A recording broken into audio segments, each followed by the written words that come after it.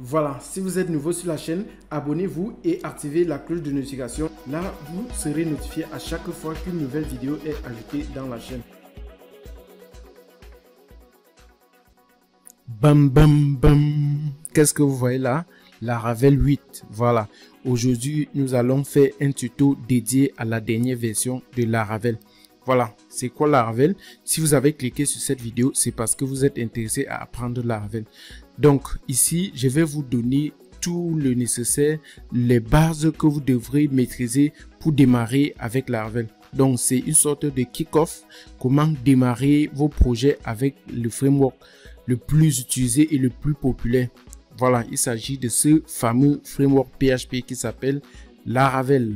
Donc ici, nous avons couvert juste ces 5 parties et allant d'une petite introduction, c'est quoi Laravel, et puis à la suite, on va voir comment installer Laravel dans notre environnement. Ici, je vais utiliser Windows, mais ça peut être aussi pratiquement la même chose pour les gens qui utilisent un Mac et presque Linux parce que on va l'installer à partir d'une commande dans notre terminal. Voilà, à la suite, une fois que nous avons fini avec l'installation, on va passer à la configuration pour pouvoir connecter à notre base de données. Et puis, nous allons voir comment utiliser les routes dans une application Laravel pour créer plusieurs routes pour notre projet. Et par la suite, nous allons voir comment gérer le corps métier de notre application. En fait, il s'agit de la logique et puis comment retourner les données pour afficher au niveau de l'utilisateur dans les vues. Donc, c'est aussi simple que ça. Restez scotché. Ici, vous allez apprendre vraiment que le plus important. Donc, je veux être vraiment straightforward. Donc, et vous montrer tous les secrets dont vous avez besoin de maîtriser. Tout ce qu'il vous faut ici comme base ou prérequis, c'est de maîtriser un peu du PHP. Si vous avez des connaissances basiques du PHP, allez, on y va. Voilà, vous avez déjà tant entendu parler du framework Laravel. Oui, c'est justement le framework PHP le plus à jour actuellement. Donc, c'est vraiment the guys of the town, comme on dit souvent. Donc, celui qui fait le buzz sur le marché maintenant. Avec Laravel, vous pouvez développer des applications allant des plus simples aux plus complexes. Oui, moi, j'ai assez d'expérience avec Laravel et ici, je vais vous montrer tout ce que vous devrez maîtriser pour démarrer avec Laravel. En gros, Laravel, c'est un framework PHP, comme j'ai dit. Et ce qui fait sa force, c'est qu'il a déjà une très forte communauté. Ce framework est inspiré du framework qui existait déjà et ça s'appelle Symfony. Et ce qui est cool avec Symfony, et je le respecte encore bien jusqu'à nos jours, c'est que Symfony est basé sur le principe des composantes complètement indépendantes.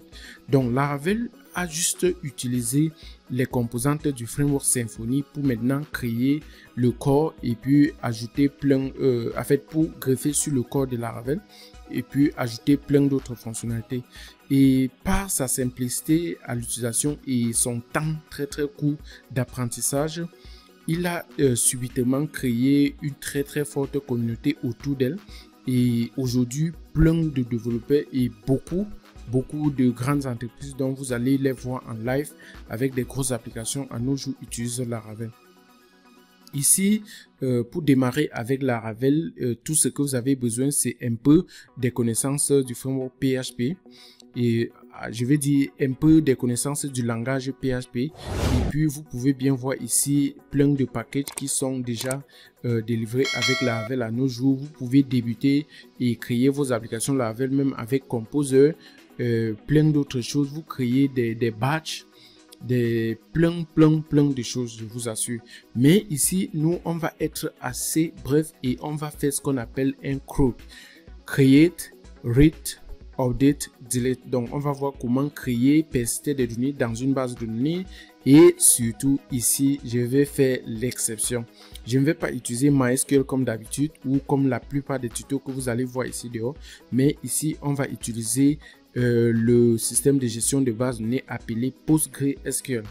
Pourquoi? Parce que j'ai juste voulu faire une petite différence et parce que il y a plein de tutos qui parlent déjà de Laravel avec MySQL, mais le principe et surtout la puissance de Laravel fait que intégrer une nouvelle base de données est assez simple. C'est juste le fichier de configuration qui change, en principe rien d'autre. Donc restez scotché et nous on va aller jusqu'à la fin. Donc parlant de PostgreSQL, j'ai déjà installé Postgre dans ma machine. Voilà, comme j'ai dit, nous allons utiliser ici PostgreSQL. Il s'agit vraiment de ce système de gestion de base de données. Ce que vous voyez actuellement, c'est pgadmin qui est en fait le client qui vous permet de vous connecter à votre système de gestion de base de données PostgreSQL et puis afficher les données de façon graphique ou manipuler vos données depuis votre base de données d'une façon graphique. C'est un peu très similaire à ce qu'on appelle phpMyAdmin si vous avez des bases dans MySQL ou peut-être Workbench et tout ça. Donc en gros, ne vous sentez pas inquiété, mais si vous n'avez pas les compétences PostgreSQL, c'est pas du tout un problème.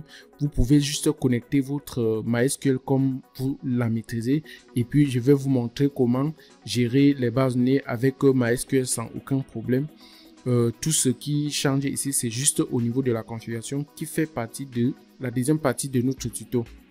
Donc pour finir, nous on va utiliser ce framework CSS ou le CSS framework appelé Bootstrap pour gérer les vues et faire les choses plus simples pour ne pas écrire trop de code. Donc en bref, nous on va utiliser la dernière version de Bootstrap qui est 5 et puis tout devrait aller comme sur les roulettes. Donc pour commencer, il vous faut d'abord utiliser un outil qu'on appelle Composer.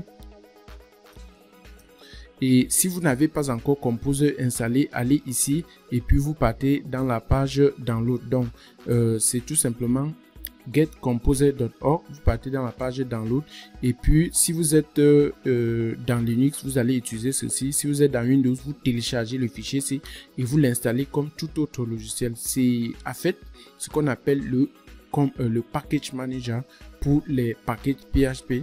Et comme vous savez, Laravel est en fait développé comme un package PHP et pour l'installer dans votre machine à travers le terminal, vous n'avez qu'à utiliser cet outil qui s'appelle Composer, donc qui est en fait le gestionnaire des paquets PHP.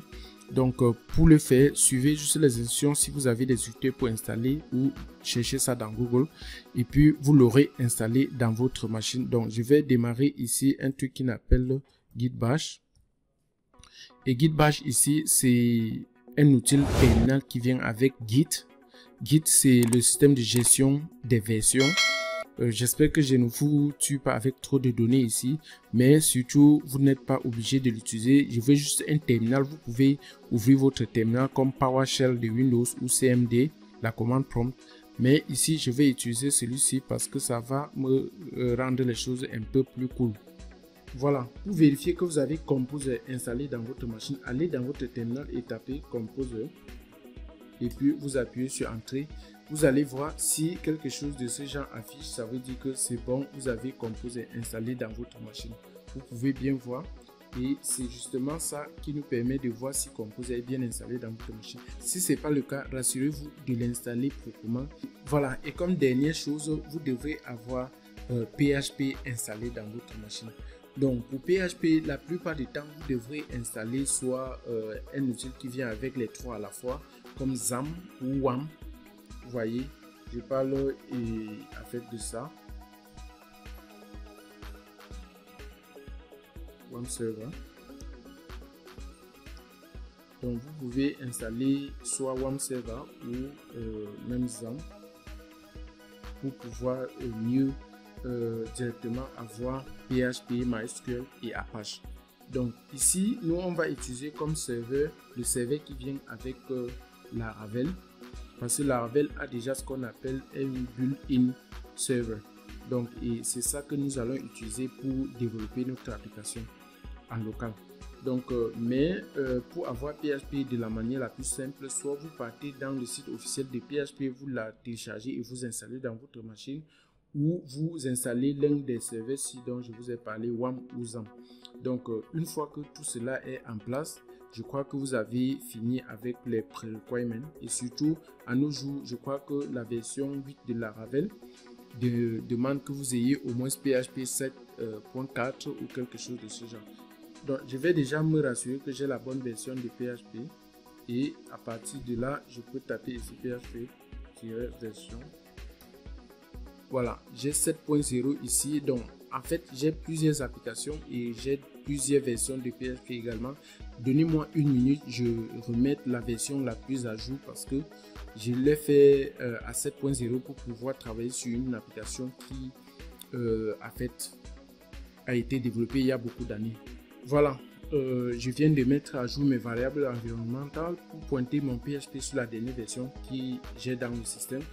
Si on revérifie encore, on va voir cette fois-ci 7.4.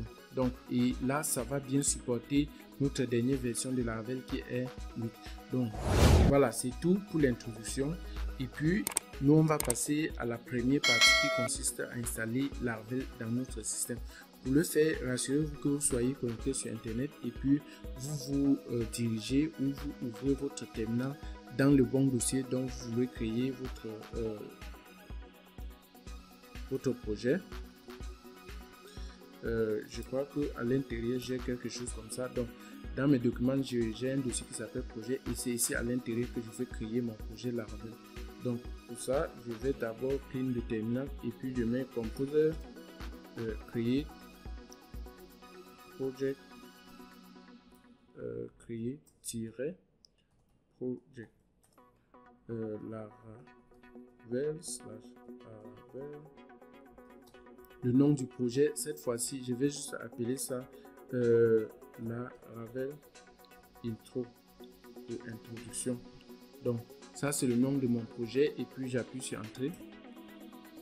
Là, selon la vitesse de votre connexion, ça va prendre un peu du temps. Donc, je vais mettre pause sur la vidéo le temps que ça installe et puis je reviens vers vous.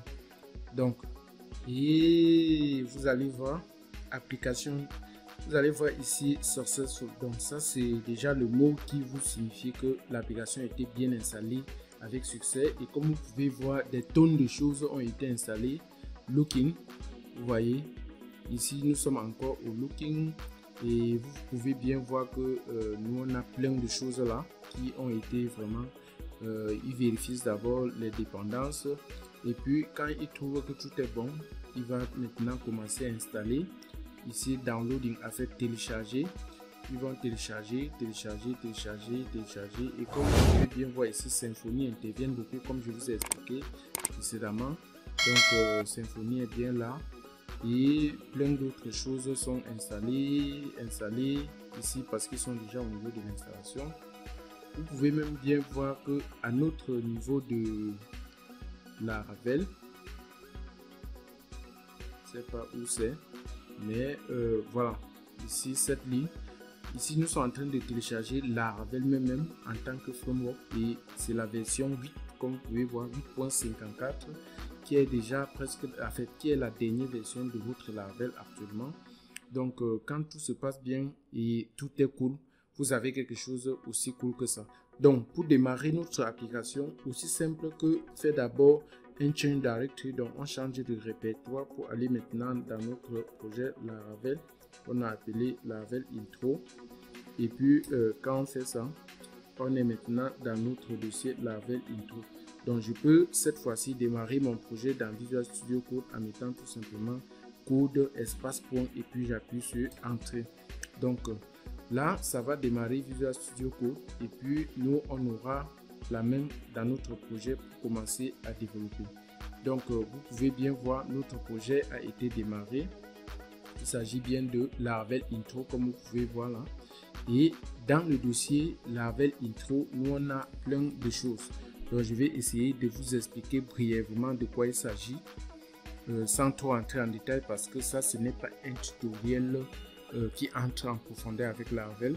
C'est pour juste prendre la main, un kick-off simple de Laravel. Donc ici dans le dossier app, c'est là où vous allez retrouver la majorité des trucs qui concernent la logique de votre application Laravel et surtout ici à l'intérieur de HTTP, vous aurez quelque chose qui s'appelle les contrôleurs. Donc c'est ici que nous allons écrire la logique le corps métier de notre application Laravel. Donc retenez bien, c'est dans les contrôleurs. Et puis on a les middleware, mais on va pas toucher ça pour l'instant. On aura également ce qu'on appelle les modèles. Comme vous pouvez bien voir, il y a déjà même un modèle qui s'appelle user. Nous, on aura également quelque chose qui s'appelle config. Mais pour l'instant, on ne va pas vraiment toucher les configs. Mais à l'intérieur, il y a plein de choses qui peuvent vous être très utiles.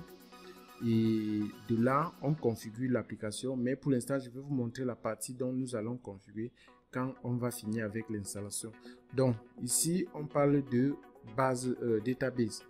Donc, ici, il y a un fichier qui s'appelle, en fait, des fichiers, il y a 3 fichiers qui s'appellent migration. Vous pouvez bien voir create user table, create password reset table et puis create fail job table. Donc, ces trucs sont créés et ça vient par défaut avec votre application Laravel et on les appelle des migrations. Des migrations, c'est nécessaire que vous compreniez quand même de quoi il s'agit parce que je pense qu'on va les utiliser ici. C'est en fait ces fichiers-là qui vous permettent de faire un versionning de votre base de données. Qu'est-ce que ça veut dire ici? Vous savez, la plupart du temps ou de façon traditionnelle, quand vous êtes débutant, vous allez généralement aller dans un client de votre système de gestion de base de données comme PHPMyAdmin, créer une table et puis créer des colonnes, insérer des données. Bref, je parle de quelque chose comme peut-être notre PostgreSQL ici. Ça, c'est une table que vous pouvez la faire juste directement à partir d'ici. En allant sur table, peut-être faire un truc doit être créer une nouvelle table. Vous mettez le nom de votre table et blablabla. C'est pas ce que je vais faire ici. Et puis là, quand vous allez finir, vous pouvez modifier jusqu'à toutes vos données sont là. C'est bon, vous allez ici. Maintenant, imaginez que vous travaillez sur une grosse application et que ça date de 3, 4, 5 ans déjà. Et chaque jour, vous modifiez seulement ici. Si vous venez un matin et que votre project manager ou le boss de l'entreprise vous demande de rentrer le code peut-être à l'année passée au niveau de la base de données, comme vous voyez un peu à quoi était la structure de la base de données il y a de cela 1 an ou il y a de cela 2 ans. Vous ne pourrez franchement avoir aucun moyen qui va vous permettre de vous rappeler ce que vous avez créé jusqu'à cette date-là. Or, avec ce truc qu'on appelle les migrations, vous créez vos bases de données plutôt dans des fichiers, comme vous voyez là. Et lorsque vous utilisez des fichiers comme ça, ce fichier-ci a été créé un jour bien donné. Et généralement, c'est le jour, vous voyez, en 2014 en fait. Parce que c'est l'année, le mois et le jour, je crois. Ou l'année, le jour, le mois. Et puis l'heure même, en fait. Donc, à minuit 00, c'est là où le fichier a été créé. Donc, si je reviens là, désolé, je crois que quelqu'un s'est plaint que l'écran n'était pas, le code n'était pas assez visible. Je viens juste d'ajouter un peu la luminosité. Donc, ces fichiers-ci vous permettent, en fait, de pouvoir créer vos différentes données, le schéma, donc la structure de vos bases de données dans des fichiers. Et lorsque vous utilisez maintenant un système de gestion de contrôle, ça vous permet franchement de faire le versionning, donc de pouvoir savoir, de pouvoir revenir à une version quelconque de la structure de votre base de données et tout ça. Bref, c'est un peu ça. Donc les migrations seront un peu utiles. Les SIDACI, SIDers, on écrit vraiment les codes pour pouvoir populer, pour pouvoir remplir les données dans notre base de données pour faire des tests et tout ça. Donc en bref, c'est quelque chose de ce genre. Le dossier public, c'est là où il y a les assets comme les CSS, les JavaScript, les images et tout ça de notre fichier et quelques configurations qui peuvent s'avérer utiles pour vos boots ou les crawlers. Donc je veux dire le Search Engine. Donc nous on a également les ressources, c'est un fichier ou un dossier intéressant à retenir également parce qu'à l'intérieur nous on va utiliser les fichiers ViewC, le dossier ViewC, et c'est de là on va créer tous les vues, les fichiers qui vont s'afficher au niveau de notre navigateur. En fait, il s'agit du code HTML comme vous pouvez bien voir ici. Bref, vous allez voir plutôt welcome.blade.php, surprenant pour la majorité, mais je vais vous expliquer de quoi il s'agit, donc ne vous inquiétez pas. Sinon, on passe, il y a quelque chose qui s'appelle les routes. Voilà, ici on a API et on a le web. Donc les web déjà, c'est ce que nous on va utiliser ici et c'est de là où on crée les routes. Les routes, c'est en fait les différents URL qui dirige vers une page de votre site web. Quand vous partez dans un site web et que vous partez sur la page About Us, si vous regardez l'URL, vous allez voir que ça a changé. Si vous partez dans Facebook, au fur et à mesure que vous êtes en train de naviguer, l'URL est en train de changer. Et en termes de programmation, on parle de routes. Donc ici, dans le framework Laravel, on gère les routes dans le fichier web. Pourquoi? Parce que ici, nous, on veut utiliser Laravel comme un full stack application. Donc, ça veut dire que ça va en même temps gérer le côté serveur et le côté view où on va écrire nos HTML. Mais si nous, on utilisait plutôt pour développer juste des API qui vont être consommés peut-être par une application mobile ou par un framework React, Vue.js ou Angular, là, on devrait écrire tous nos routes ici à l'intérieur de API. Donc, mais c'est pas le cas. Donc, on va utiliser bien notre web. Là, on aura quelque chose qui s'appelle storage, donc on va pas vraiment parler de ça pour l'instant. Test, ici, c'est pour écrire des tests, ce qu'on appelle les unit testing, les codes qui vous permettent d'automatiser les tests de votre application. Et là, le vendor aussi, c'est là où tous les packages de votre application sont installés. Donc, Composer crée ce dossier par défaut lui-même. Et tout ce qu'on a vu download, télécharger, installer, tout ça, c'est dans le dossier vendor aussi. Et il y en a franchement assez, beaucoup même. Donc, ne vous inquiétez pas et n'essayez pas de comprendre ça pour l'instant. Donc, si nous, on revient, on a le INV. Et là, on touche la deuxième partie de notre tutoriel qui s'agit de la configuration. Donc, pour configurer une application Laravel, nous, on va déjà se rassurer que notre application démarre bien sans aucun problème. Donc, le INVC, c'est là où on configure notre application. Ça, c'est juste une copie de cela. Et là, on a Artisan qui nous permet d'exécuter les commandes comme nous, on va voir. Et ça rend le process de développement des applications Laravel très flexible et productif. Donc, le composer.json, c'est là où on traque tous les fichiers qui ont été installés, toutes les dépendances, parce que je vous ai dit, Composer s'en charge d'installer les dépendances. Vous voyez, ça c'est les requirements et ce sont les dépendances qui ont été installées. Ici, Laravel 8 vous demande d'avoir au moins PHP 7.3 jusqu'à 8, jusqu'à PHP 8. Donc, c'est pas un gros problème. Ça, c'est les dependencies. Ça, c'est les devs, les development dependencies et plein d'autres choses. Donc, c'était en bref pour vous dire à quoi c'est le fichier Composer. Donc, le logc vous permet de pouvoir traquer ça si vous travaillez plusieurs sur le même projet. Le readme, c'est pour ça, le serveur est blanc. N'essayez pas de comprendre tout.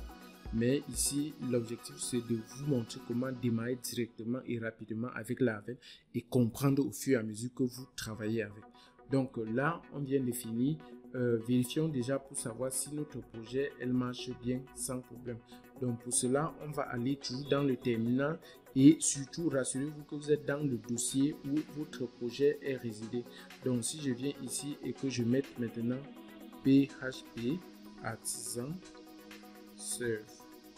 C'est une commande Laravel et ne me demandez pas d'où vient Artisan. Artisan, c'est un package qui est installé dans l'application Laravel même et qui vous permet maintenant d'exécuter des commandes. Comme nous, on va voir, on va exécuter plein de commandes Artisan, mais pour cela, c'est une application PHP. C'est pour ça qu'on commence avec d'abord le keyword ou le mot-clé PHP, espace le nom de l'application qui est Artisan et puis la commande ici qui est serve pour dire servir l'application. Donc, quand je fais ça, et là, ça démarre le serveur intégré dans l'application Laravel. Et puis, ça veut dire que l'application est maintenant accessible dans notre serveur au niveau de localhost parce que 127.0.0.1c représente en fait le localhost qui est en fait notre machine locale. Mais au port 8000, donc je peux appuyer maintenant sur la touche contrôle et puis j'appuie ici. Là, automatiquement, ça n'a pas mis le 8000, mais je peux le mettre manuellement comme ceci et j'appuie sur Entrée. Si vous regardez là, bam, ça signale que notre application a bien démarré et puis, donc, nous sommes 5 et sauf, on a pu créer notre application Laravel et puis, on est prêt à démarrer avec notre codage. Donc, là, c'est bon. On va passer à l'étape suivante qui consiste à faire ce qu'on appelle la configuration. Donc, il s'agit cette fois-ci de connecter notre application Laravel à notre base de données PostgreSQL. Mais c'est valide pour celui qui veut la connecter à une application, à une base de données MySQL. Donc, je clique là pour ouvrir le fichier qui s'appelle .env, le env pour les variables environnementales ou la configuration. Vous allez voir le nom, vous pouvez changer le nom de votre application ici. App environment, nous sommes encore en local. Quand on passe en production, on met ici production. Le key ici, c'est une sorte de token pour la sécurité de l'application, donc ça ne vous concerne pas ici. Le debug true pour dire s'il y a des erreurs, l'application puisse directement nous montrer des erreurs. Mais quand on passe en production, donc quand on met notre application en live et que les gens l'accèdent de partout sur internet, on met ici force pour que les erreurs ne soient plus assez explicites pour montrer du code même et les lignes de code où le problème est. Mais ça cache et ça vous dit tout simplement qu'il y a une erreur. Donc ça c'est le base URL. Généralement c'est localhost comme vous voyez bien, mais si vous hébergez votre application dans un domaine comme mon site peut-être dipro.fr, là votre path maintenant devient quelque chose de ce genre. Donc là vous devez plutôt mettre quelque chose de ce genre ici. Mais comme nous sommes en local, on laisse bien la local start log level debug. Voilà. Ça, c'est la section qui nous concerne ici pour notre configuration. Donc, on va d'abord changer ici DB Connection. Ici, on va mettre bien PostgreSQL. Et déjà, pour vous dire quelque chose, si vous utilisez PostgreSQL, par défaut, la version PHP, donc vous devez configurer votre PHP init pour que ça puisse se connecter à votre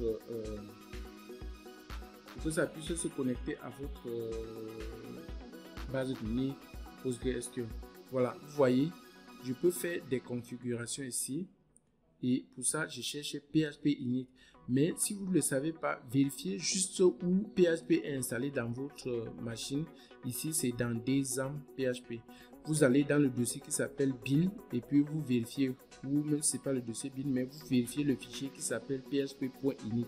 Donc vous ouvrez le fichier qui s'appelle php.init et vous partez là où il y a les extensions comme vous pouvez bien voir ici et rassurez-vous de décocher celle-ci pour activer en fait POD PostgreSQL.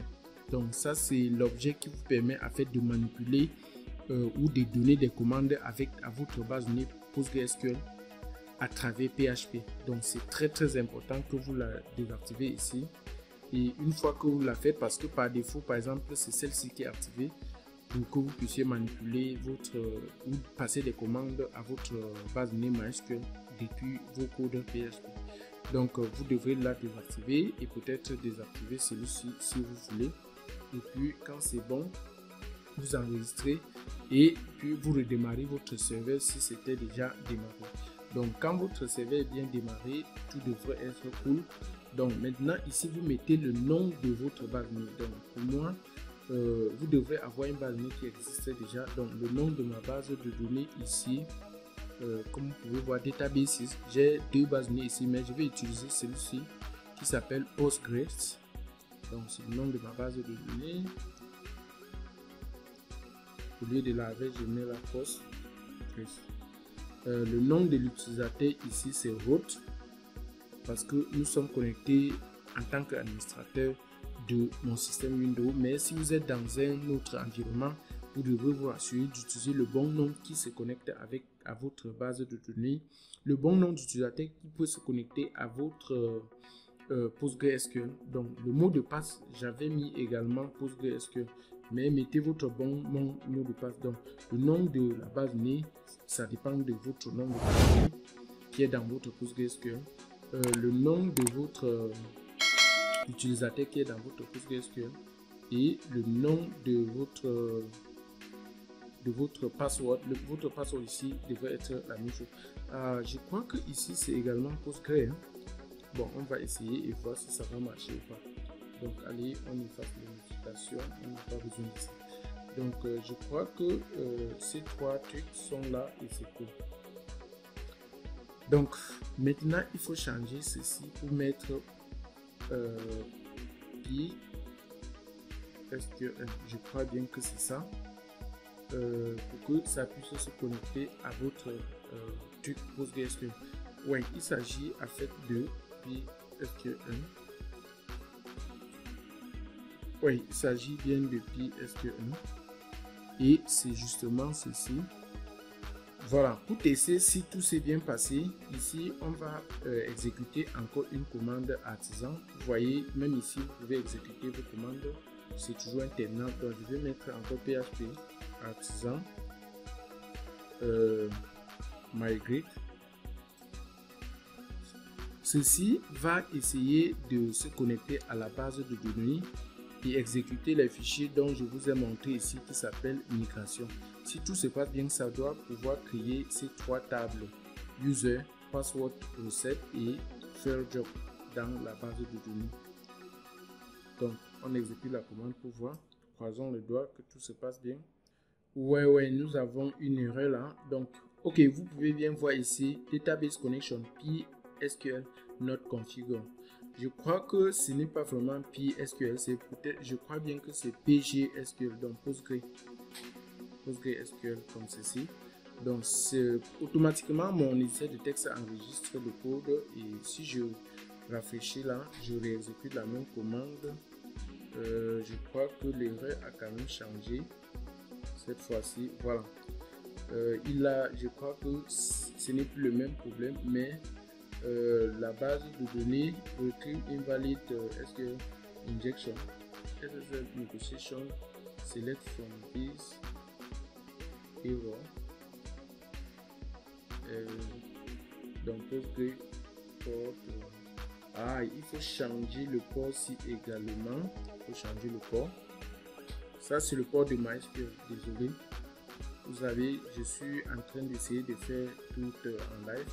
Donc on va débugger comme ça jusqu'à trouver la bonne façon. Voilà, super. Vous voyez, donc j'ai mis le bon port, tout s'est bien passé, les migrations étaient bien créées. Et si nous on rentre dans notre DB, on va devoir retrouver ces tables bien là. Donc il faut déjà rafraîchir notre DB ici. Je ne sais pas quel outil utiliser pour rafraîchir. Voilà, je rafraîchis comme ceci. Et puis je fais là, je vois dans Postgre, qu'est-ce qu'on a dans Schema. Dans nos schémas ici, on doit avoir les tables. Et oui, vous voyez, ces tables sont là. Donc il crée celle-ci aussi automatiquement sans vraiment avoir besoin de l'avis de l'utilisateur. C'est pour pouvoir traquer les versionning, comme je vous ai dit, et surtout mieux gérer ce qu'on appelle les migrations. Vous voyez bien votre utilisateur. C'est bien là. Vous pouvez juste faire un clic droit comme ceci. Donc si je fais là, vous pouvez voir bien les différents rôles comme ça. Et vous voyez nom, ID, name, email, verify email, password, remind token et created and updated as the timestamp de la règle. Donc voici en fait la commande SQL qui a été exécutée. Select everything from public.user order by ID ascendant. Donc c'est purement du SQL et vous allez être vraiment surpris. Vous voyez que votre application est déjà bien connectée à un système de gestion de base de données. Donc là on vient de toucher le plus cool et la configuration a aussi bien reçu. Donc rassurez-vous d'utiliser les bons noms de base de données, le bon nom d'utilisateur et le bon mot de passe. Le port doit être également changé à 5432 et ici le DB connection doit plutôt être PostgreSQL. PGSQL comme vous voyez là. Donc allez, prochaine étape, on va commencer avec notre application proprement dit. Et pour cela, on va d'abord débuter avec les routes. Et comment cela va se passer? Je vais venir ici et je vais ouvrir le fichier que j'ai appelé web.php. Vous pouvez bien voir que le fichier ici, on parle de... Donc je vais d'abord fermer ceci parce que ça ne va plus servir ici. Donc ici, nous allons voir que route. Donc tout commence à partir de cette classe qui s'appelle route et puis sa méthode get. On passe ici ce qu'on appelle comme premier argument l'URL. L'URL, juste la racine veut dire la racine du projet. Donc, dès qu'on entre à la racine du projet, on aura ça. Et la deuxième partie, c'est la fonction qui est en fait la logique de votre application. Donc, ça retourne en fait tout simplement une vue ici qui s'appelle Welcome. La vue, je vous ai dit, nos vues, les fichiers qui affichent le texte, qui affichent le contenu dans le navigateur, c'est dans le dossier qui s'appelle ressources. Et dans le dossier ressources, on a quelque chose qui s'appelle view. Donc, vous pouvez voir bien welcome.blade.php. Ici, on met tout simplement welcome. On ne met pas cette extension .blade.php. Pourquoi? Parce que Laravel gère le reste par bien dessin, donc en arrière-plan, et vous n'avez pas besoin de le mettre. Donc, on va mettre juste le nom welcome ici. Donc, je vais aller ici et je vais commencer à modifier déjà le fichier même pour que vous voyez que ça reflète directement ce qui s'affiche au niveau du navigateur. Donc là, ils font ce qu'on appelle un système d'authentification par défaut de Laravel. Je peux vous montrer également comment l'autre là se fait pour déjà vous montrer la puissance de Laravel, comment ajouter un système d'authentification dans votre application Laravel. Avant même de... Donc, je vais d'abord... Voilà, avant de le faire, je vais d'abord couper d'abord tout ce qui est ici et je vais dire h1 et je dis welcome to Laravel 8 ou pourquoi pas en français h2 bienvenue dans Laravel 8. Donc, si j'enregistre, c'est déjà enregistré en fait. Si je pars rafraîchir la page, vous allez être surpris de voir que c'est maintenant ça qui s'affiche. Voilà. C'est pour vous dire que notre application est en fait connectée à la racine et ça retourne la vue Welcome C. Donc, ici à l'intérieur, nous, on peut maintenant remettre le code qui était là, juste parce que nous, on aura besoin de ça pour gérer autre chose. Mais avant ça, pourquoi j'ai dit ça? Parce que vous pouvez bien voir ici, if the user is connected, we go to login. On aura home, on aura login, on aura register. Ces codes-ci vous permettent en fait de pouvoir générer encore d'autres codes. Donc si je viens là et que je supprime tout ceci, ça c'est du HTML, hein? Ça n'a rien à voir avec Laravel. Si je supprime ceci, je crois que le code va toujours rester intact. Je crois que j'ai supprimé là où celui-ci s'est fermé. Donc je peux mettre bien mon tif là. Et là, si on retourne, je ne crois pas que quelque chose va s'afficher. Voilà, justement parce que ici, la partie ci n'est que active lorsque le fichier commence à gérer l'authentification. Donc nous, on va y revenir. Mais pour l'instant, on revient dans notre code et au niveau des routes, comme c'était d'abord ça que nous étions censés faire. Donc, je peux cette fois-ci vous montrer autre chose. Donc, on peut déjà même gérer la logique. On crée une variable ici qui s'appelle name et on dit cette variable est égale à 15. Vous voyez, ça c'est une variable PHP. Je peux juste dire DD. Ça, c'est très important que vous reteniez. DD vous permet de faire ce que le JavaScript fait appeler console.log. Donc ça vous permet d'afficher des variables au préalable pour vous rassurer que vous avez la bonne structure de données, pour vérifier certains trucs avant de les afficher ou avant de les passer d'abord au niveau de vos vues. Donc si nous on revient là et on passe notre variable name ici,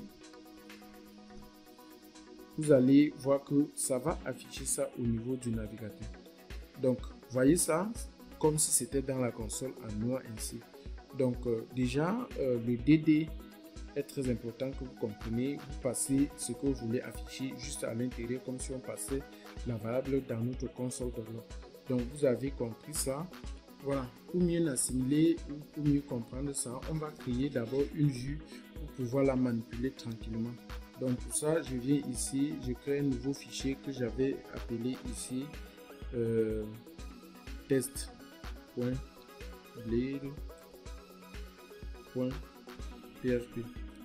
Donc dans ce fichier-ci, vous pouvez bien voir que c'est du pur HTML. Et là, je peux mettre mon H1 cette fois-ci et je dis bonjour. Voilà. Mon bonjour ne va pas s'afficher. Pourquoi? Parce qu'il nous faut spécifier que lorsqu'on est à la racine, on retourne plutôt la vue qui s'appelle test. Vous voyez, ça c'est notre vue. Je mets juste le nom de PHP. Donc si je rentre pour rafraîchir la page ici, vous voyez bien mon bonjour qui s'affiche là. Maintenant, vous pouvez définir autant de variables que vous voyez, que vous voulez ici, et puis vous les donner des valeurs, comme par exemple Kanju ici, qui est dans une variable que j'appelle nom. Pour passer ça, comme nous on a vu comment l'afficher avec le DD, pour la passer maintenant et la récupérer au niveau du vue, j'utilise une fonction qui s'appelle compact. Et puis je passe maintenant le nom de ma variable comme si c'était un string sans utiliser le symbole $. Comme vous pouvez voir, ici j'ai passé ça, mais sans passer le symbole ci. Donc là, je peux directement la récupérer ici en mettant tout simplement les doubles accolades ainsi. Et je reviens cette fois-ci, je mets encore le symbole $, comme si c'était une variable depuis notre PHP, où je vais dire ici. Donc, on remet le même nom ici, mais pour la passer depuis le contrôleur ou depuis la logique, pour la récupérer dans notre vue, on passe sans le symbole et une fois de là, on peut la récupérer également avec le symbole. Donc, si nous on rafraîchit la page, on va maintenant voir bonjour Kanju. Donc, on peut passer autant de variables ainsi. Et de là, pour créer plusieurs autres routes, donc je peux créer une autre route que j'appelle ici, c'est toujours un get, parce qu'il y a plusieurs types de routes. Ça peut être un post, ça peut être un get, ça peut être un put ou un delete. Donc, c'est ce qu'on appelle les requêtes HTTP.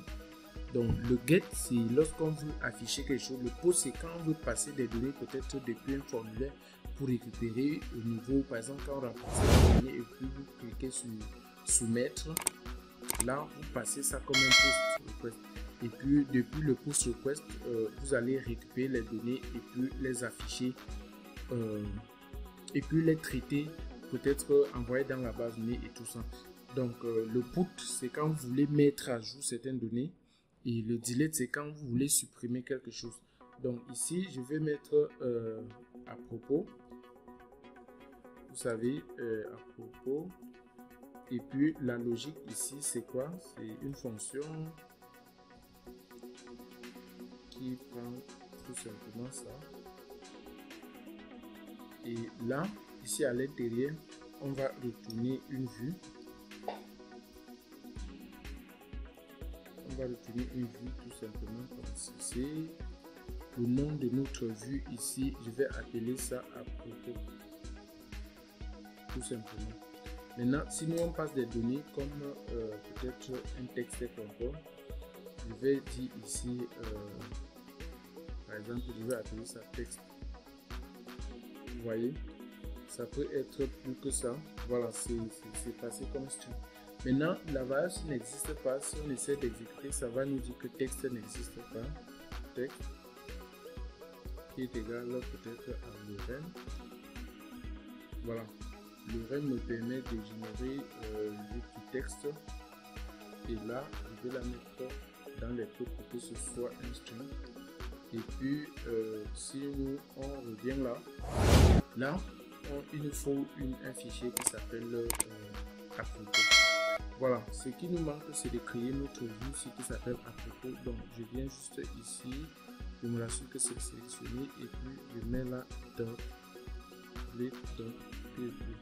vous pouvez bien voir. Et à l'intérieur ici, je vais mettre un H1 et je vais dire à propos. Maintenant, au niveau du P, je vais juste mettre une autre paragraphe et puis je vais passer ma variable. Si vous vous rappelez bien, on a créé une variable qui s'appelait texte.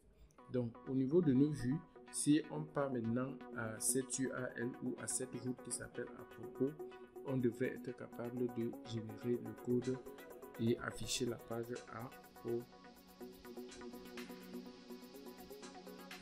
propos ainsi. Donc, vous voyez bien l'URL. Donc, si j'appuie là, wow, vous voyez comment notre page à propos affiche bien son contenu avec une valeur venant depuis notre fonction. Donc, on peut créer autant et c'est là où c'est aussi simple que créer quelque chose comme ça. Bon, on va faire un dernier qui s'appelle contact. Donc ici, route, get. On fait que des get parce que c'est ça qui rend la chose la plus simple. On met d'abord notre slash et on met contact et on crée encore notre fonction ici. Et là, dans notre fonction, on va mettre un paramètre comme peut-être tel. Et puis, on va devoir faire ceci. Là, on vient de finir avec ça. Maintenant, il faut créer notre variable qui s'appelle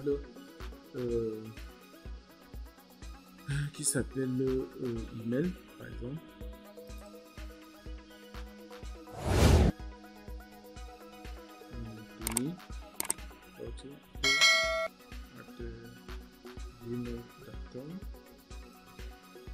C'est une variable et on retourne une vue qui s'appelle ici vue.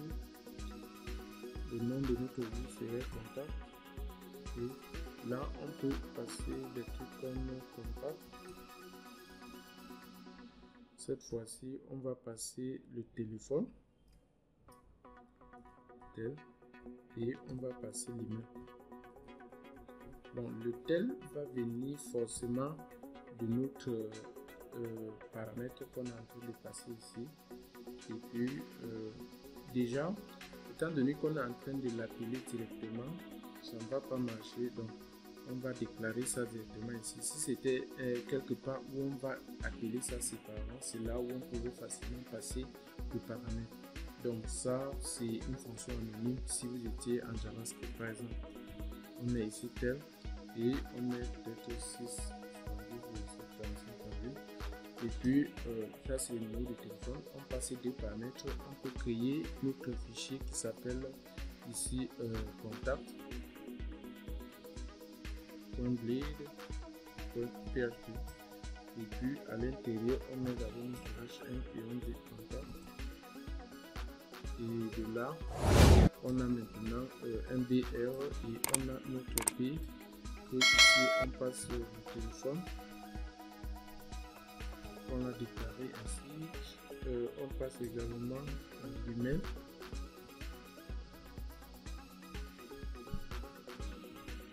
Voilà. J'imagine que vous avez compris le concept. C'est assez simple que ça. Maintenant, il faut changer l'URL pour que ça devienne contact. Si voilà, ils disent ici view contact not found. Donc il y a un problème au niveau de ma vue, je n'ai pas bien mis le nom quelque part, c'est contact. Donc je crois que au niveau d'ici, je n'ai pas bien mis quelque chose. Contact. Donc la vue, je ne sais pas pourquoi il ne la voit pas bien. Voilà. Vous voyez que notre contact est plutôt dans le dossier route au lieu du dossier vue. Donc je peux la déplacer directement pour la mettre ici. C'est pour ça qu'il disait qu'il n'est pas venu par là trouver. Pourtant c'était bien créé, mais pas dans le bon répertoire. Donc allez, on revient là et on rafraîchit la page. Vous pouvez bien voir que ça s'affiche. Maintenant, comment faire pour afficher les liens qui vont renvoyer vers de la page d'accueil à la page de About, à la page de contact. Voilà. Je vais vous montrer comment gérer ça au niveau de vos vues. Si je viens ici et que je crée peut-être un HR pour créer une ligne et je viens ici, je mets A. Au niveau d'ici, je peux mettre tout simplement quelque chose qui s'appelle route. C'est une fonction qui prend tout simplement le nom de la route. Mais pour que ça prenne le nom de la route ici, bon bref, on va d'abord utiliser la façon la plus simple. Vous voyez, je vais mettre tout simplement à propos. Ça c'est aller à la page à propos. Voilà, donc depuis notre page contact, on peut aller à la page à propos. Vous pouvez bien voir, si je clique là, directement ça m'amène à la page à propos. Et puis on peut également faire la même chose en allant dans la page à propos et on met un R et on met là. Ça, c'est pour aller à la page contact. En mettant c'est vraiment contact. Donc, aller à la page contact. Donc, sinon, on revient là et on rafraîchit. On est sur à propos, on peut aller à la page contact, on peut aller à la page à propos, on peut aller à la page contact. Maintenant, il y a d'autres manières plus élégantes de créer ça. Ok, vous pouvez nommer vos routes pour pouvoir les utiliser de façon plus élégante au niveau des vues. Donc, tout simplement, en venant à la fin de votre route, vous mettez quelque chose comme ça et puis vous mettez nom, accueil ici par exemple. Accueil, je ne sais pas si c'est ça. On aura également une route qui s'appelle ici à propos, ou peut-être disons about. Vous voyez bien, c'est des strings ou c'est ainsi que vous l'avez. Donc, et finalement on a contact. Donc, quand vous avez vos routes nommées ainsi, on appelle ça des routes alias. Donc, vous avez créé. Donc, même si vous changez l'URL ici, ça ne change pas. Parce que vous savez, vous allez dans une vraie application utiliser la même route beaucoup de fois, voire même dans 10 pages, dans 20 pages et dans 30 pages selon la complexité de l'application. Maintenant, s'il faut que demain vous trouvez qu'une stratégie SEO vous demande de changer le nom, peut-être et mettre à propos ici. Si vous avez utilisé la route à propos dans vos vues, disons 30 fois, il va vous falloir repérer tous ces 30 parties et la mettre à jour là-bas. Par contre, si vous utilisez l'alias, une fois que vous l'utilisez, vous modifiez ici, ça repointe toujours vers le bon route. Donc, c'est très important de maîtriser ce concept appelé les alias, les routes alias. Donc maintenant, quand vous avez ça, au lieu d'utiliser à propos comme on l'a utilisé ici, vous allez venir ici faire comme si c'était une variable et puis à l'intérieur vous utilisez une méthode qui s'appelle route et puis vous passez tout simplement le nom de votre route. Vous savez, notre route pour à propos était about et notre route pour contact était tout simplement contact. Donc si nous on met la route, donc là on vient de faire pratiquement la même chose. Si je rafraîchis la page, vous allez voir que ça ne change pas. Je peux bien cliquer là, ça me renvoie dans à propos, je clique là, ça me renvoie dans bonjour. Donc en gros c'est ça les routes. Vous pouvez également passer des paramètres sur vos routes. Vous voyez, peut-être vous dites contact numéro 1. Cette fois-ci vous passez ce qu'on appelle les paramètres dans votre route. Par exemple light ici, je dis le numéro ou quoi que ce soit. Donc on va avoir contact slash. Cette variable ici, quand on le passe avec des simples accolades, single accolades, donc un seul accolade comme ça, cette variable doit être dynamique et dès que vous la passez comme ça, ça devrait afficher toujours la même page. Mais par contre, si vous passez quelque chose comme ceci, ça ne va plus marcher parce que elle ne reconnaît pas de quoi vous parlez. Par contre, si je mets là, peut-être le numéro c'est 455, directement ça va passer. Mais par contre, si je veux, j'espère que vous avez bien compris le concept contact. Ici, on est en train de dire que cette variable est dynamique. Ça peut être quelque chose comme ça va toujours passer. Ça peut être 10, ça va toujours passer. Et ça peut être 1, ça va toujours passer. Bien que on peut aller même jusqu'à faire des restrictions pour dire on veut que ce soit que des nombres. Mais pour l'instant, ce n'est pas encore le cas. Je voulais juste vous montrer que vous pouvez passer des paramètres à votre route. Donc par exemple, vous pouvez dire le numéro .me ou quelque chose comme ça. Si on rafraîchit cette fois-ci, ça ne va plus marcher. Mais par contre, si je mets directement /me, ça va encore passer. Donc, et cette variable, je dis et je répète, c'est variable. Cette variable peut être n'importe quoi, c'est variable. Maintenant, si vous voulez la passer ici au niveau de votre vue, voilà. Avec ce système, c'est très facile. Vous passez juste là l'argument. Cette fois-ci, je vais mettre 455 ou 450. Et là, ce qui va se passer, c'est que à la suite de mon truc, je peux mettre, je crois, slash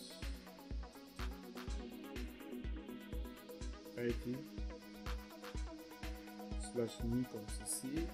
Je perds un peu la tête, mais bon, on va essayer. Voilà, ça passe bien. Non.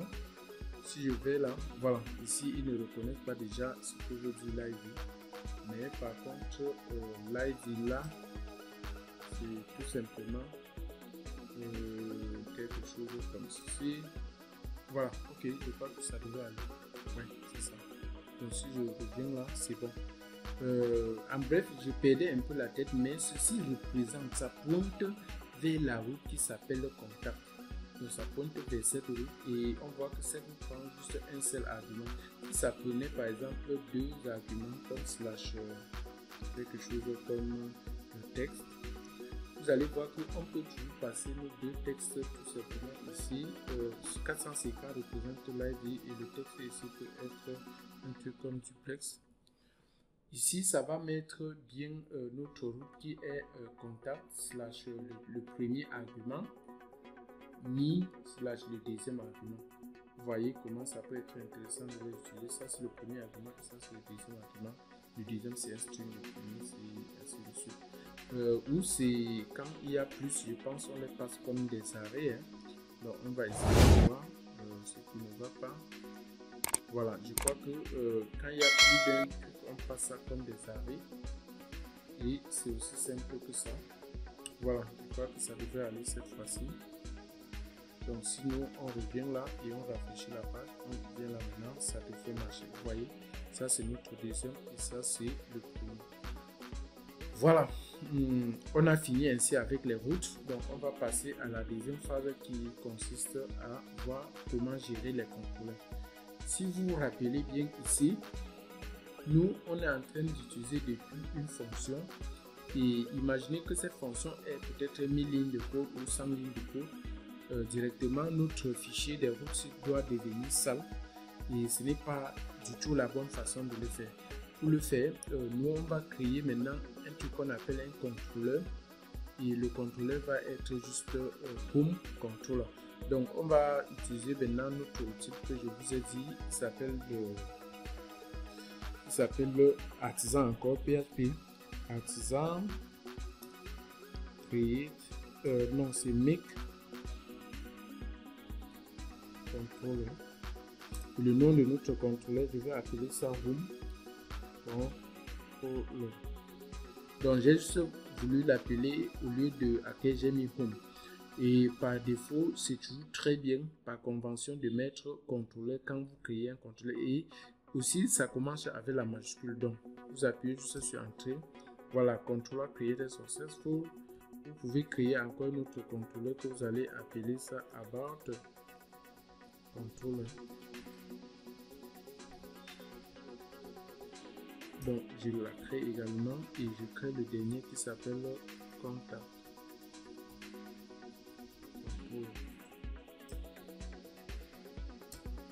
Vous voyez, vous venez d'utiliser PHP Artisan pour faire tout ça.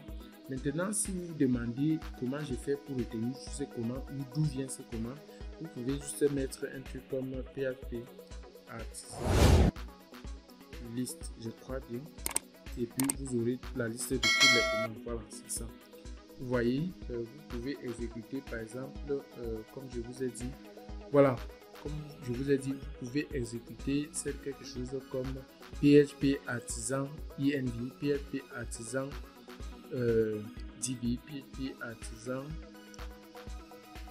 par exemple, make controller, c'est où? Voilà, vous voyez PHP Artisan make controller, create a new controller, PHP Artisan make component, create a new component class, PHP Artisan make model vous permet de créer Eloquent model et plein d'autres choses. Test provider, observer, migration,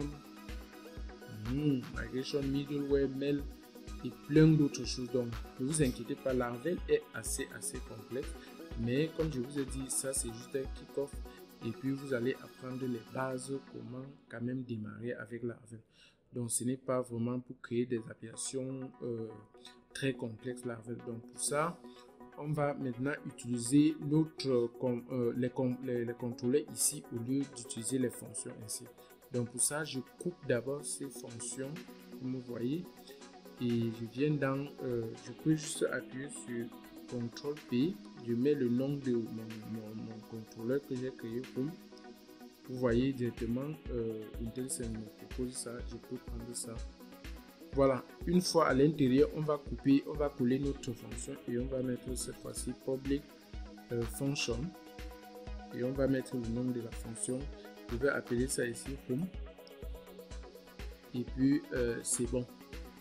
Là, on vient de convertir notre code qui était ici pour la renvoyer dans notre contrôleur, mais cette fois-ci dans une méthode. On appelle ça les méthodes de notre classe. Donc la méthode c'est home. Donc je peux revenir ici maintenant pour pointer vers le contrôleur. J'appelle juste le nom du contrôleur ici. Et puis je mets arrobas pour spécifier que si on accède à la route accueil, il faut aller dans le contrôleur home et puis tu exécutes la méthode qui s'appelle home. Donc il s'agit de cette méthode aussi. Généralement on peut mettre plutôt quelque chose comme index ou l'accueil même comme ceci, et ici on va mettre également index. Donc on va maintenant cette fois-ci essayer d'accéder encore à la page d'accueil de notre application. Vous voyez ici. Ici ils disent home controller does not exist, donc il faut l'injecter. Si je ne me trompe pas, je crois qu'il y a un petit souci quelque part. Controller, home controller, est-ce que j'ai bien écrit? Voilà, je crois qu'il faut l'injecter quelque part ici en haut en mettant use app comme ceci, controller, et puis je mets encore ceci. Mon clavier a des petits soucis, j'appelle ça maintenant home controller comme ça. Voilà, cette fois-ci comme je viens de la injecter,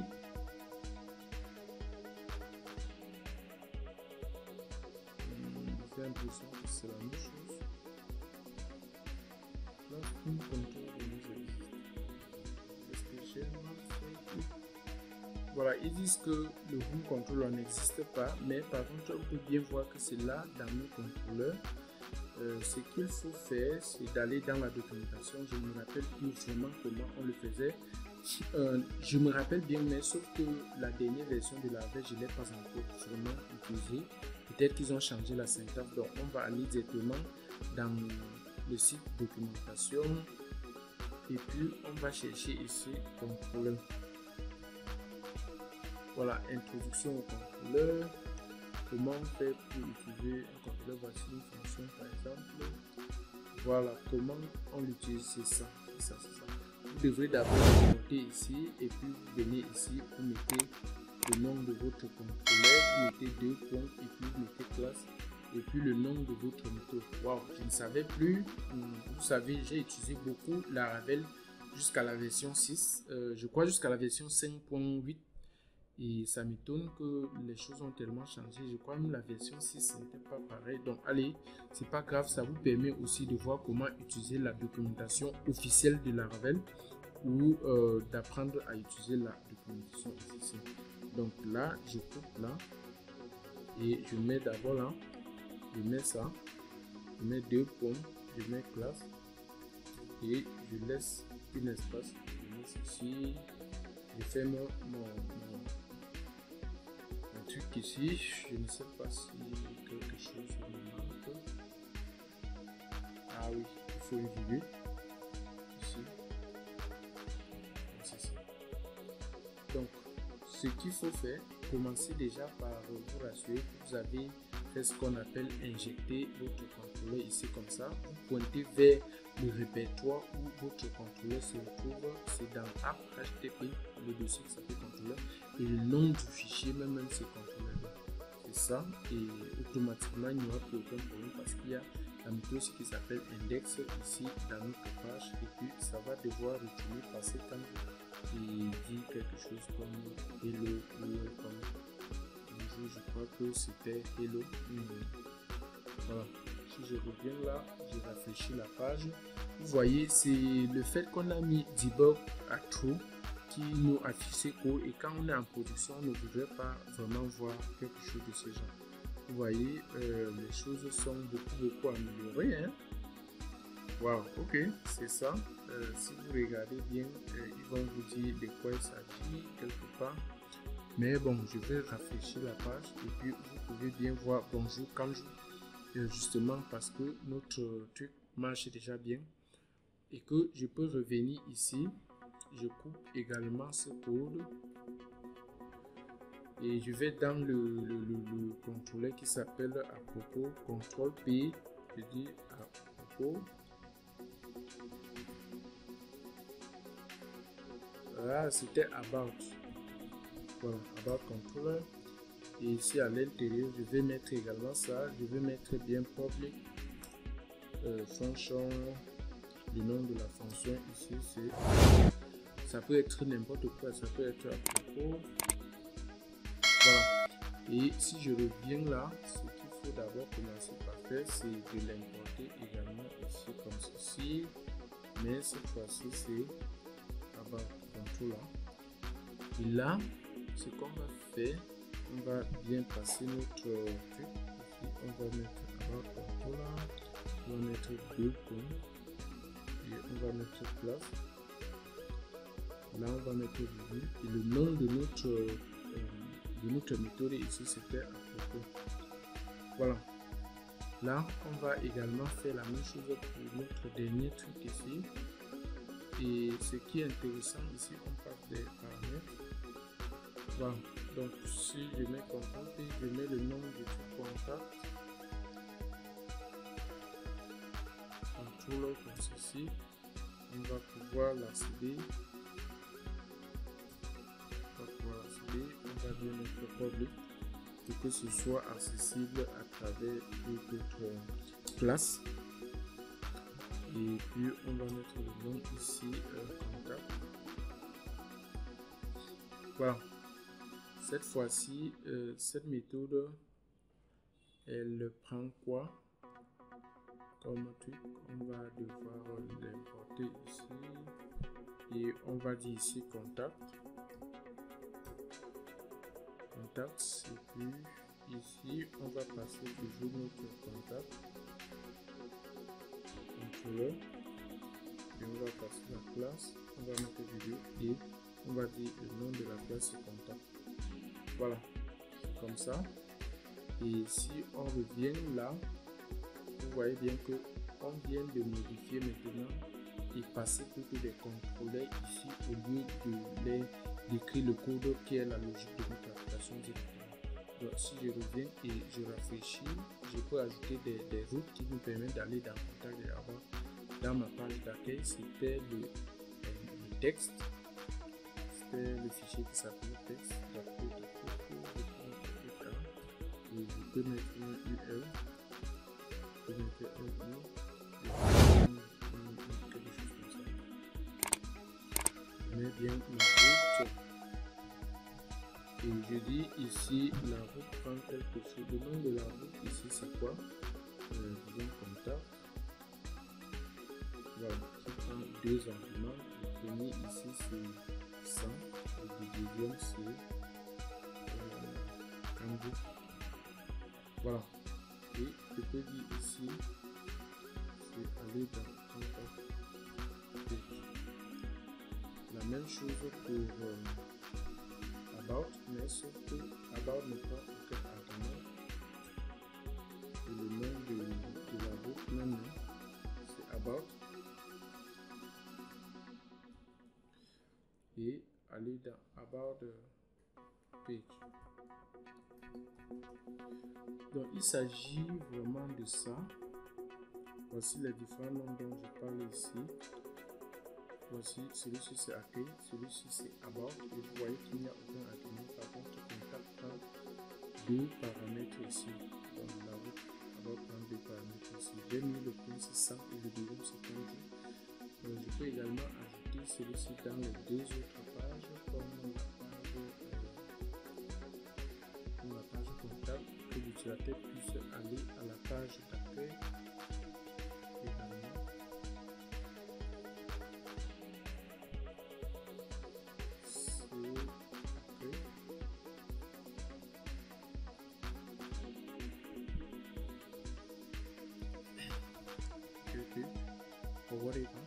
Donc je peux copier la même chose et je reviens là et je place aussi. Voilà. Donc si nous on rafraîchit encore notre application, quelque chose tout le monde. Pourquoi il parle pas ça? Il y a un problème. Je crois que les paramètres ne sont pas bien passés. Oui. C'est plus d'un paramètre, on le passe comme un arrêt. J'ai juste oublié. Et si je reviens là, je rafraîchis, ça devrait être que vous voyez bien. Je peux aller à la page contact.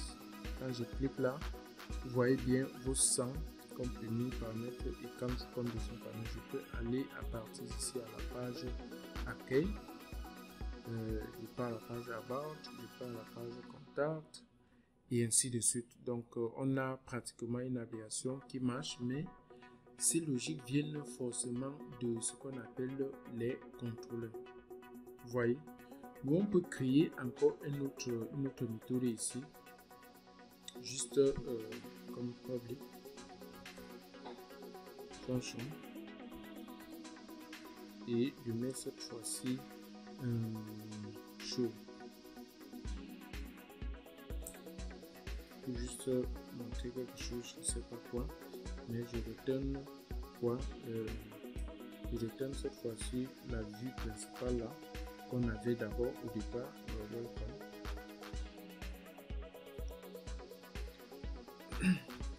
Welcome qu'on avait depuis le départ, et cette page elle va afficher quelque chose que on peut passer ici.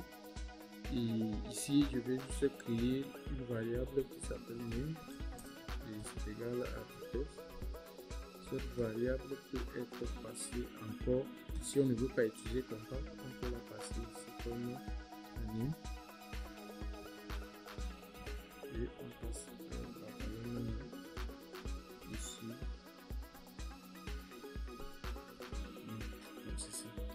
Donc ceci serait comme le qui et ceci porte la valeur. Donc ça fait exactement la même chose, et je suis sûr que dans la page welcome-ci, il y avait quelque chose qu'on faisait.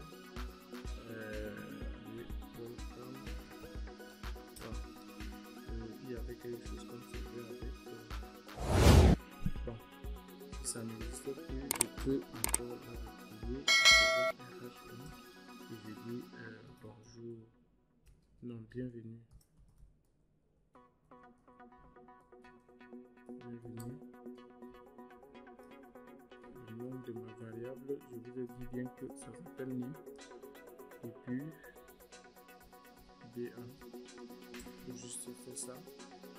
Et de là, bam, si on revient là, non, maintenant on va pointer quelque chose, une autre route à cela, parce que aucune route ne pointe à cette méthode qui est dans le dossier, qui est dans le contrôleur.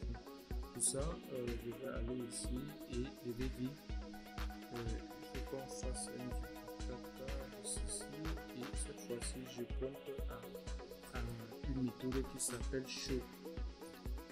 Mon clavier a été transféré en français. Voilà, show. Je peux appeler ça show ici. Et URL va être quelque chose comme show. Vous voyez, si j'accède à cette URL show, ça va activer cette fonction-ci. Et puis ça va mettre un truc comme bienvenue. Donc si je change là à show, voilà, c'est ça. C'est ça. Je crois que là, on vient de toucher beaucoup de choses, et je préfère d'abord couper là, ou au moins récupérer les données depuis notre base. Voilà, la dernière chose qu'on va faire ici, c'est de récupérer les données depuis notre base de données. Et puis là, on va toucher quelque chose qu'on appelle ici les modèles. Voilà, il y a déjà un modèle qui a été créé. Et là, vous allez voir comment c'est assez simple d'interagir avec la base de données. Vous voyez, le modèle qui s'appelle user. Pour la créer, c'est pas du tout difficile. On utilise quelque chose comme PHP Artisan Make Model. Et puis, on met le nom du modèle ici, c'est user. Mais ça peut être autre chose. Donc, je vais voir si on a même des données dans la base de données. Dessus, ça peut créer quelque chose. Voilà, allez, ceci va nous permettre de créer quelque chose, 10 utilisateurs dans la base de données de façon très aléatoire. Voilà, vous voyez le code qui va pouvoir le faire. Ce serait de façon très aléatoire. Donc pour ça, on va directement venir ici et dire PHP Artisan, PHP DB Seed. Voilà, je crois bien. Ou PHP Seed DB. On n'appelle pas vraiment la bonne formule. Je vais un peu agrandir ça pour qu'on le fasse à peu près. Pour les migrations, ça, pour les séries, je ne sais pas s'il y a quelque chose qui parle de ça. Donc pour la DB, voilà, c'est ça. Site DB. Ok, je vais tout simplement faire ici PHP Artisan DB Site. Et puis ça va pouvoir créer 10 utilisateurs dans la base. Je reviens dans la base de données pour montrer que actuellement on n'a aucun utilisateur. Ça c'est notre utilisateur. Quand je vais finir, je vais rafraîchir ici et puis vous allez voir qu'il y a les données à l'intérieur. Donc pour ça, je reviens dans mon terminal et puis je viens ici et puis Artisan DB Seed. Voilà, ils disent Database Seed Complete Successful. Donc je peux directement revenir là et pour d'abord recommander ça de peur que si on exécute ça refait la même chose. Maintenant il faut aller dans la DB, on rafraîchit pour voir ses utilisateurs. Je sais pas comment on fait pour les rafraîchir. Je vais juste essayer de réexécuter le même code. Voilà, super. Vous pouvez bien voir ici que on a 10 utilisateurs. On a bien 10 utilisateurs avec le ID, le même, les noms si on été généraux avec les passwords si sont été et c'est password. Donc pour afficher ces 10 utilisateurs, je vais vous montrer comment ça peut être très intéressant. On va créer une autre chose qu'on va, en fait, histoire de réitérer la même chose pour comprendre bien. Donc je viens ici, je crée une route encore que je vais appeler ici get users. Vous voyez, c'est un string. Get user. Je vais créer un contrôleur que je vais appeler ça user controller qui a c'est une classe qui a pour route index, qui a pour classe une méthode à l'intérieur qui s'appelle index et que je vais nommer la route là ici user. Donc voilà. Donc je vais dire list user. Voilà. Là, ce qui manque, c'est de créer ça. Et pour ça, je vais juste venir ici très rapidement créer ça. Artisan, make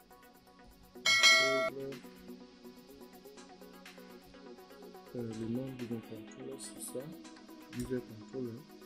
Donc, c'est bien créé. Et là, tout ce qu'il faut cette fois-ci, c'est d'ouvrir notre contrôleur user et lorsqu'on l'a, il faut venir ici créer un truc qu'on appelle public function,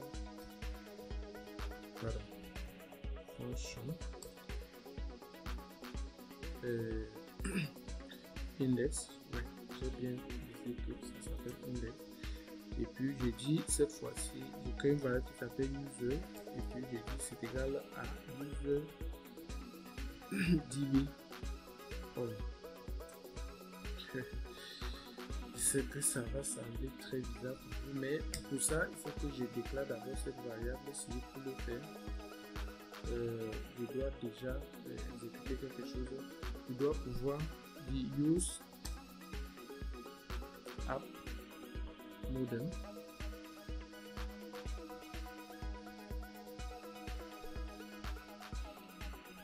Je crois bien que c'est là. Voilà. Vous voyez que votre modèle est exactement dans le dossier app. Donc, je vais dire bien modèle. Et dans le dossier modèle, j'ai un truc qui s'appelle user. Un modèle qui s'appelle user. Donc, c'est là où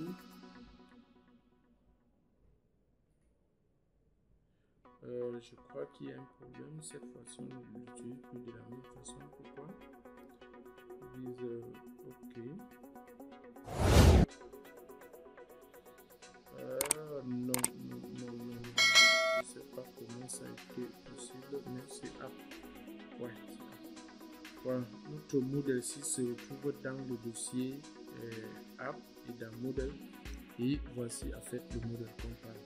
Ici, quand je dis user 4 points comme ça, all, c'est pour dire récupère-moi tous les utilisateurs qui sont dans la table qui s'appelle user. Parce que si vous revenez ici, vous allez voir que le nom de la table ici c'est user.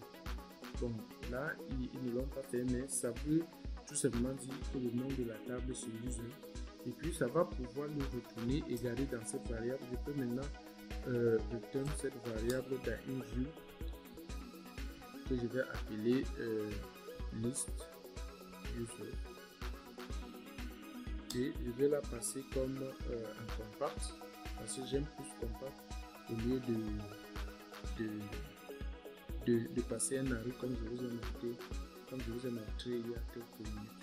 Donc si je passe là et je ferme également ici, non, on ne ferme pas la classe, je voulais dire c'est bon. Voilà, si je crée une vue qui s'appelle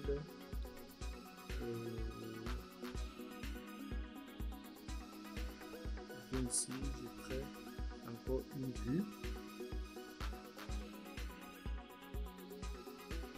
J'appelle la vue là ça. Donc, blade. Donc, ici, ce qui va se passer, c'est que au niveau de ma vue, je vais mettre quelque chose que je vais appeler ici peut-être une sorte de table ou quoi, je ne sais, mais dans cette table j'aurai les table row qui représentent en fait l'ID. Donc dans chaque table row on aura les table rows qui représentent l'ID. Nous disons l'ID. Le nom, on va regarder ces données dans la DB, name, email. Name, email, and created and updated.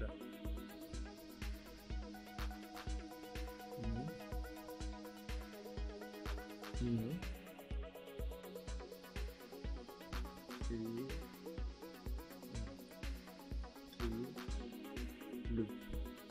Voilà, c'est bon, ces 4 données sont déjà assez suffisantes. Je mets une autre table.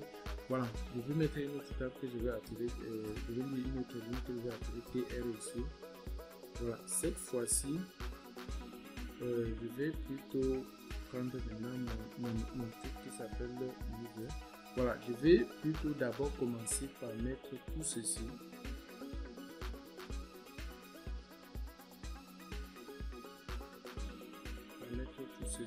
Dans un truc qu'on appelle un for loop.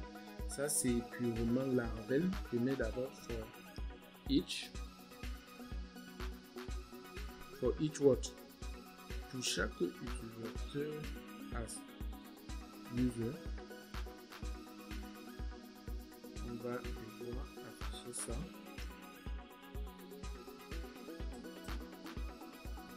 vais vous expliquer, ne vous inquiétez pas. N for each. Voilà, ici, je vais mettre user.id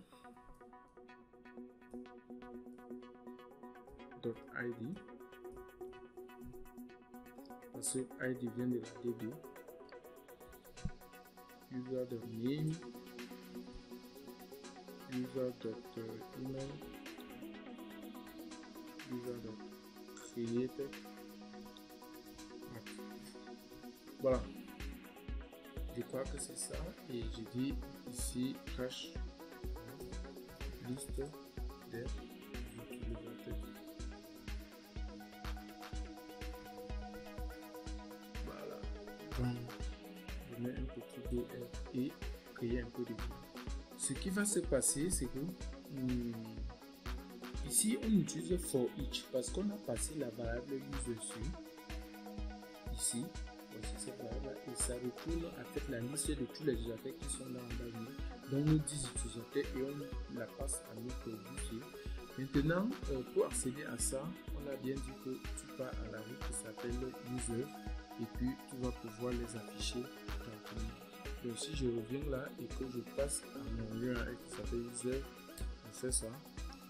Ils me disent ici user controller does not exist. Voilà, c'est pas grave, on va voir pourquoi ils disent ça. Ça c'est au niveau des routes. Ils ne parviennent pas à trouver. Je suis en train de prendre celui-ci. La méthode, le contrôleur était bien créé, mais sauf que il est bien là et il n'est pas bien injecté dans notre fichier des routes. Donc je vais juste copier la même chose ici et puis je change ici à user controller. Donc si je reviens, parce qu'on peut déjà l'accéder, on vient de l'injecter dans nos routes. Si je rafraîchis la page ici, on voit ici use of undefined constant ID. Voilà, ID n'est pas défini. Par contre, c'est parce que je suis en train de faire, bon, c'est bien l'ID. Et je pense que c'est parce que quelque chose m'a fait ici. For each user.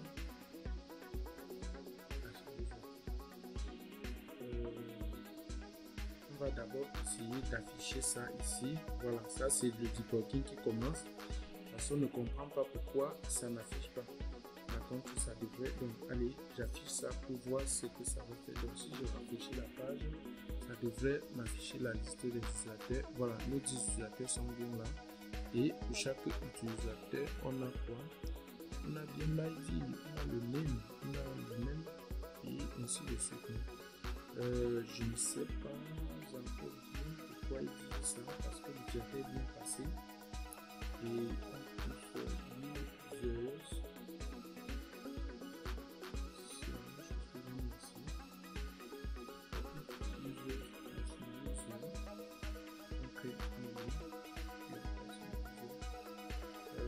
Allez, on va vite aller dans la documentation et on va regarder. Ça s'appelle Blade Template. Donc je vais cliquer ici et aller dans For Each. Loop directement comme ceci. Ouais, c'est ce que je suis. Ah, pardon. Je suis un pro JavaScript et ça m'étonne que je vienne ici, je commence à écrire du JavaScript. C'est comme ça qu'on accède aux propriétés de l'objet en PHP. Ce n'est pas avec le dot notation comme je vous ai expliqué en JavaScript. Donc, désolé, si on rafraîchit notre page, ça devrait maintenant aller. Wouh, super. Donc on peut maintenant peut-être rendre ça juste un peu plus beau, mais bref, c'est pas le plus important, c'est ce qu'il fallait faire ici. Donc on va juste revenir et réexpliquer un peu pour comprendre bien. Le for each ici vous permet de recréer une liste et vous payez dessus pour afficher à chaque itération, accéder à chaque propriété. Si vous comprenez ceci, normalement en PHP ça ne devrait pas être trop compliqué.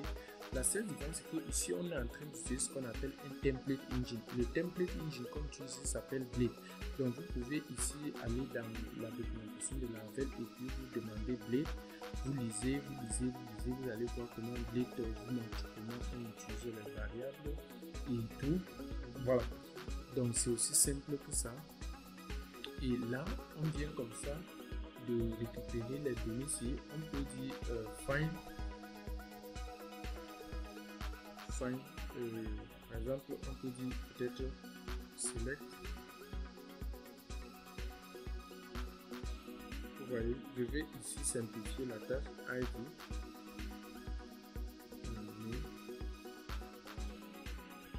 Email. Create. Voilà, de celui-ci, et puis je lui dis maintenant .get. Une autre façon d'écrire notre code pour interagir directement dans la base, mais je suis en train de, c'est juste comme je disais, select ID, name, email and created from the table called users, where in fact tout, c'est tout. Order by, on peut dire peut-être order by, sans aucun problème. En même temps, tout simplement, order, je sais pas si c'est ça, order by ID, in December.